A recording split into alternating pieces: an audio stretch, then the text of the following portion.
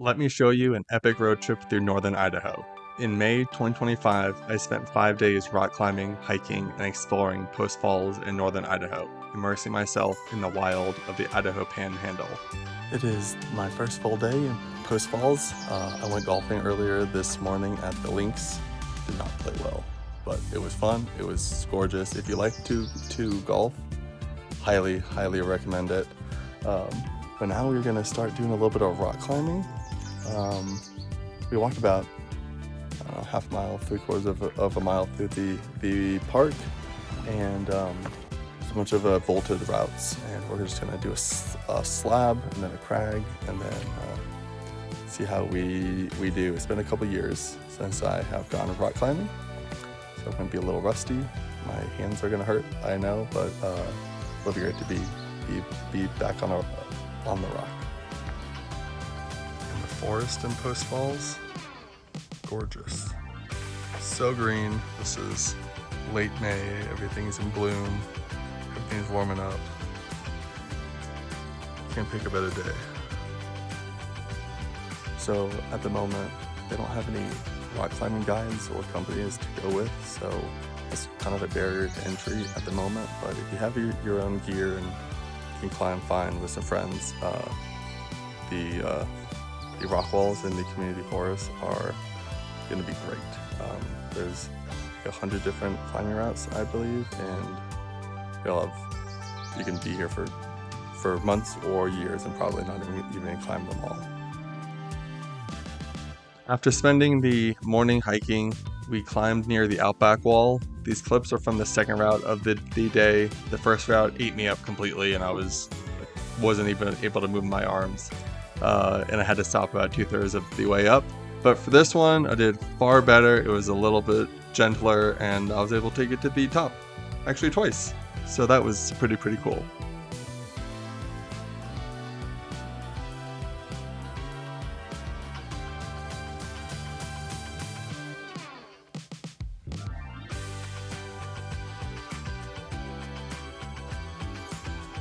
Talk about a hectic, fun, exciting day.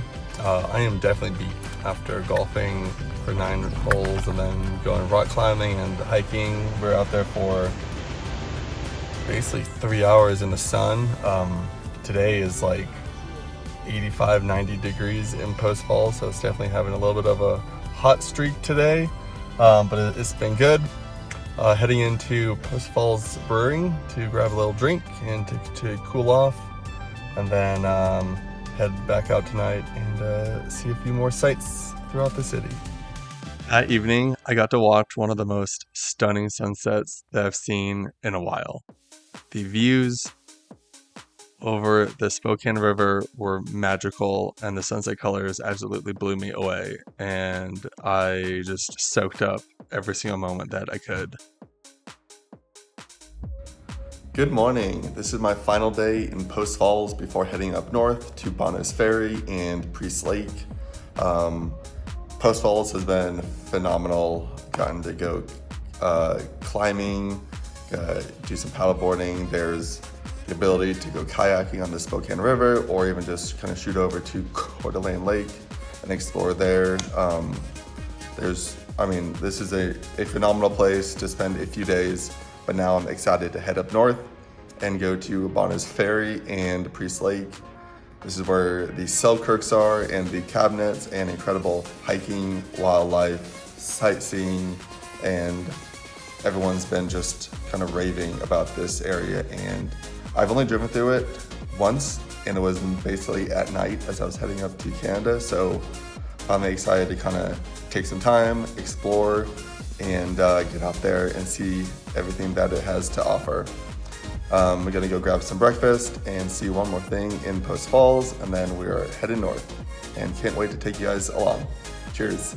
Just a few minutes from where I had breakfast at Kindred & Co. is Black Bay Park. This is gorgeous, right on the Spokane River. To hear some birds, the whistling of the pines. It's a lovely place. It's like a 1/4 mile walk from the parking lot, so good for all families, for walking the dog, just getting out. Highly recommend to add this to your post-falls itinerary. Now it's time to head north and get to the mountains. So I hope that you guys have enjoyed this part of the trip. I think that you're gonna like the next part too. Once on the road, it was a super easy drive.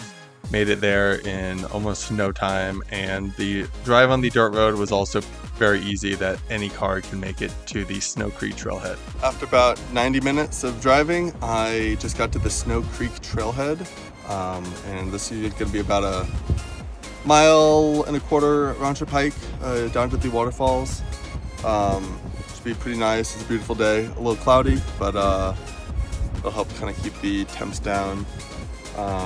Excited to see what the water flow is going to be. If it's anything like the Spokane River, it's going to be rushing, which should be pretty cool.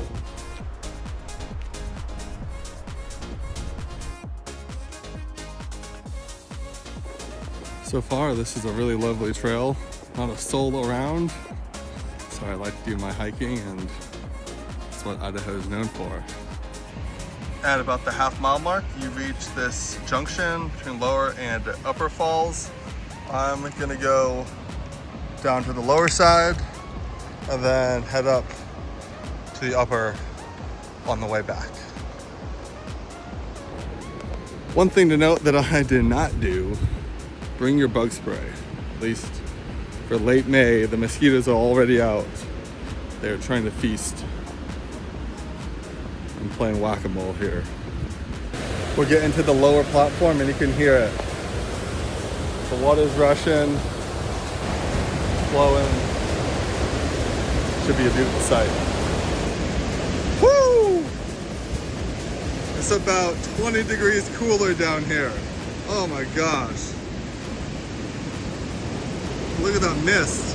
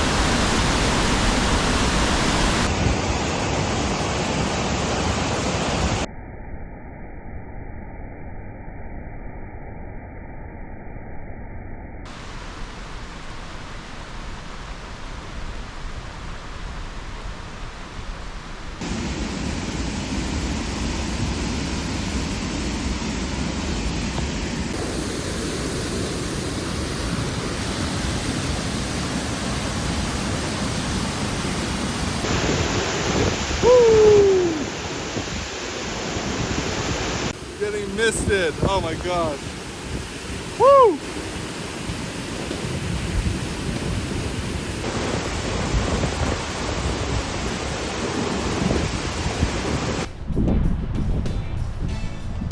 Upper Falls is definitely worth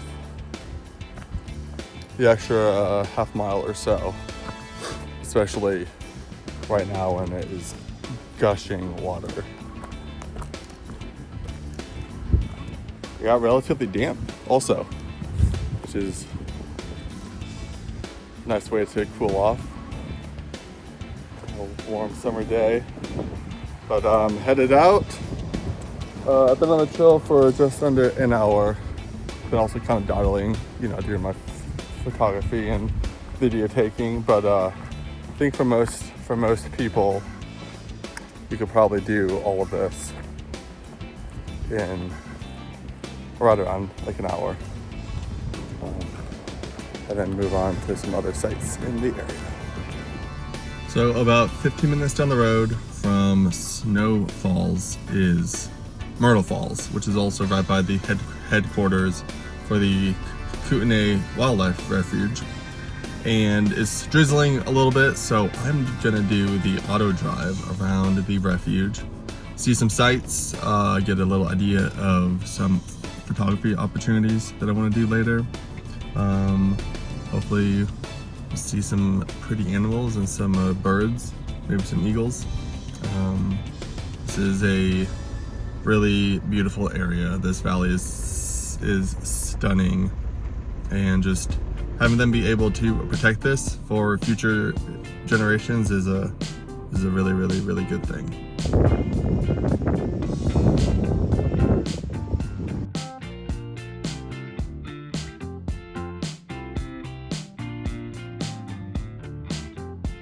Alrighty, final hike of the day. We're doing Myrtle Falls. This is a pretty short hike, so this is definitely accessible to everyone. I would recommend combining Myrtle Falls with the Kootenai Wildlife Refuge drive. They're right next to each other. You might even be able to see the headquarters of the Wildlife Refuge right back there. And then that would be able to probably take up probably close to 1.5 to 2 hours of your day. I'm excited to go see the falls and see what we see.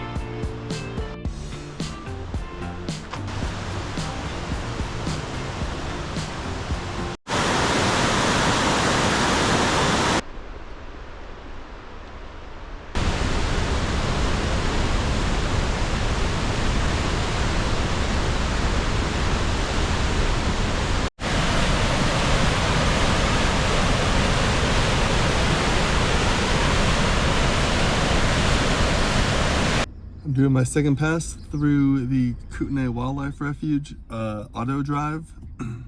The conditions are a lot better than it was earlier, and the reflections off the rivers and the streams and lakes or wetlands, whatever we want to call them, are beautiful right now as the sun is beginning to set. It's a very, very quiet and peaceful time.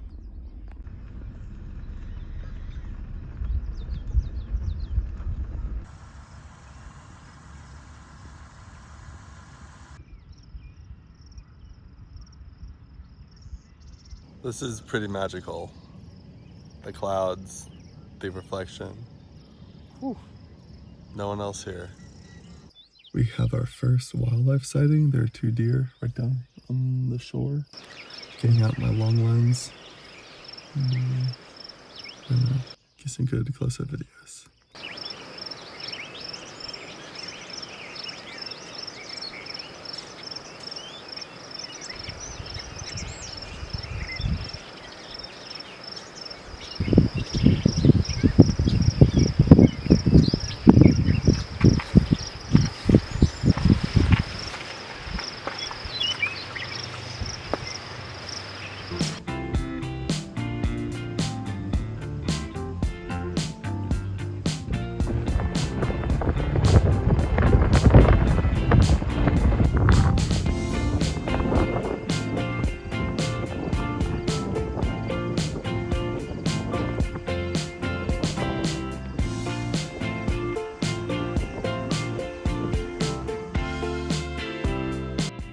Had a little surprise addition to the itinerary, doing a flight seeing trip over the Selkirks and this northern Idaho area. I've heard some really incredible things about this mountain range and wanted to get above it. And just because I have a limited time here, this will allow me the best chance to see as much of the area as I possibly can.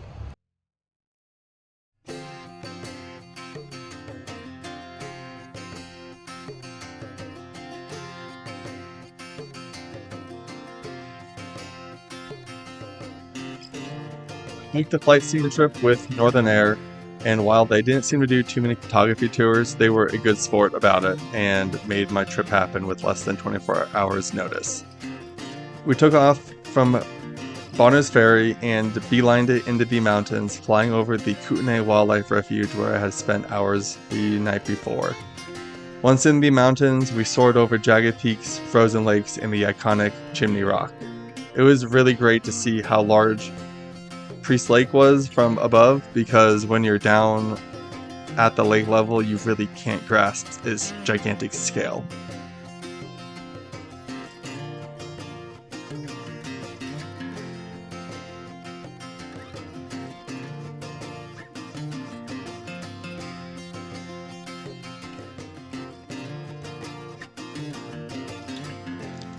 After an hour in the mountains, we began our flight back to Bonner's Ferry and the Kootenai Wildlife Refuge.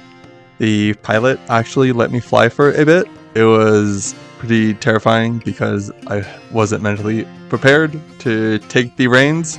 Flew for maybe 5 or 10 seconds, but after that, I was like, I don't feel comfortable doing this, and I gave it back to her. But it was a pretty sweet experience, and I technically have flown an airplane. It is time to say goodbye to Bonner's Ferry. The flight seeing was exquisite, and it was really cool to see the Selkirks from above and to see Priest Lake, which is where we're headed next. So it's about an hour and 45 minutes down south and then west to Priest Lake, and I'm there for the night. Gonna go check out the lake, some hiking trails, some waterfalls.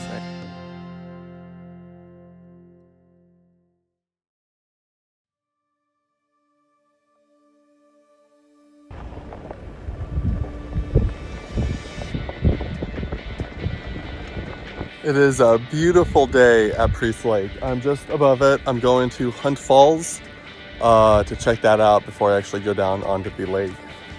But driving past it, incredibly blue, majestic.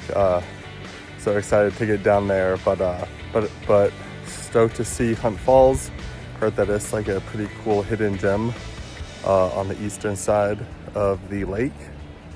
Took me a little bit of time to get here because I went up a different route that I Googled took me up, but I finally found it. I'll link it in my blog post.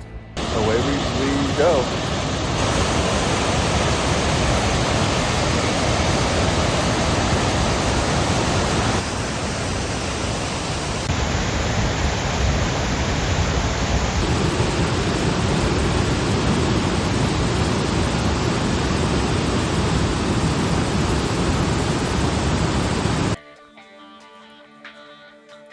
After checking in at the Priest Lake Inn, I am on the Chipmunk Rapids trail.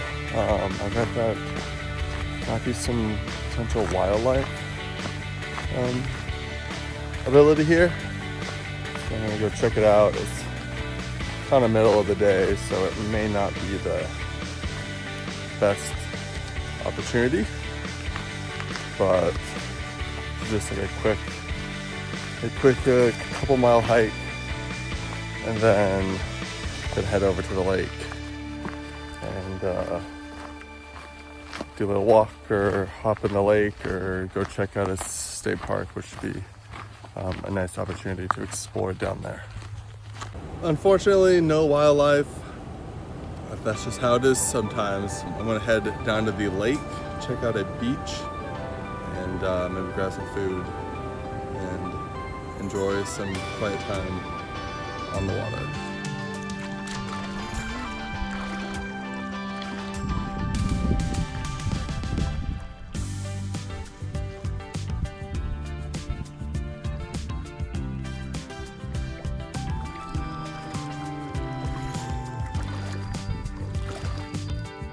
Now I can see why people flock to Priest Lake. This viewpoint from Indian Creek campground area, stunning, absolutely magical. Look at how clear that water is, holy smokes.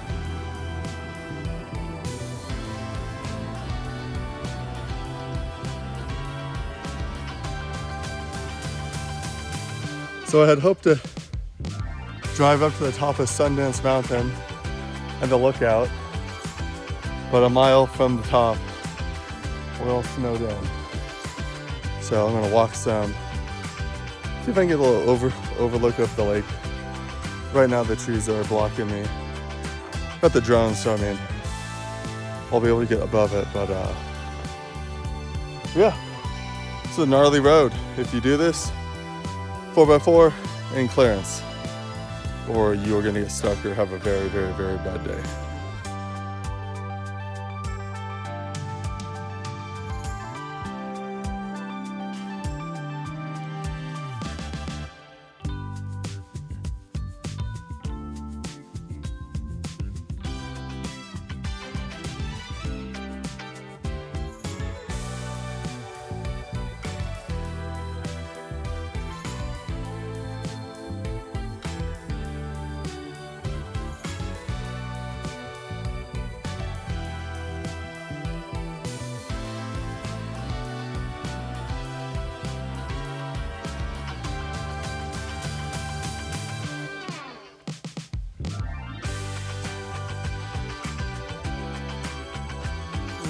It is a beautiful evening above Priest Lake, getting swarmed by mosquitoes.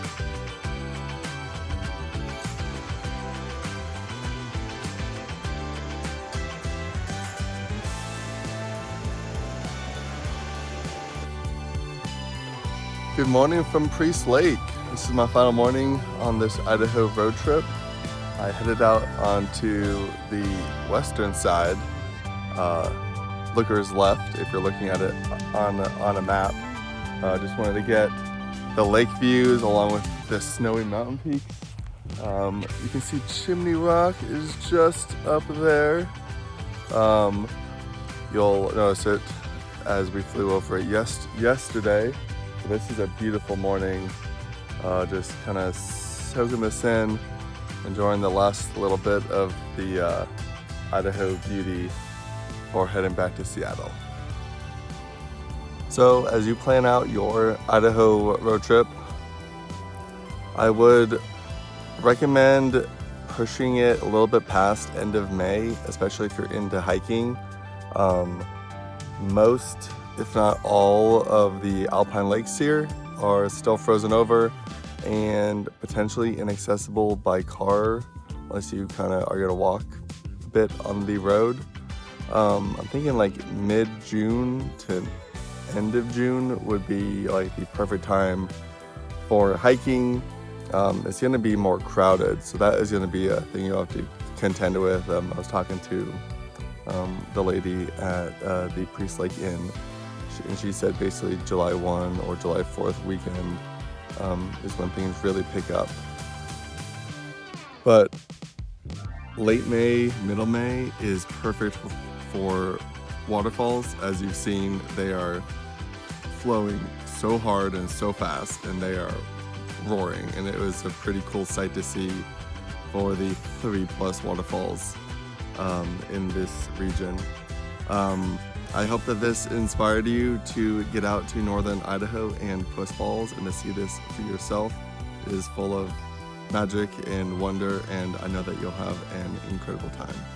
Thanks for watching and have a great day.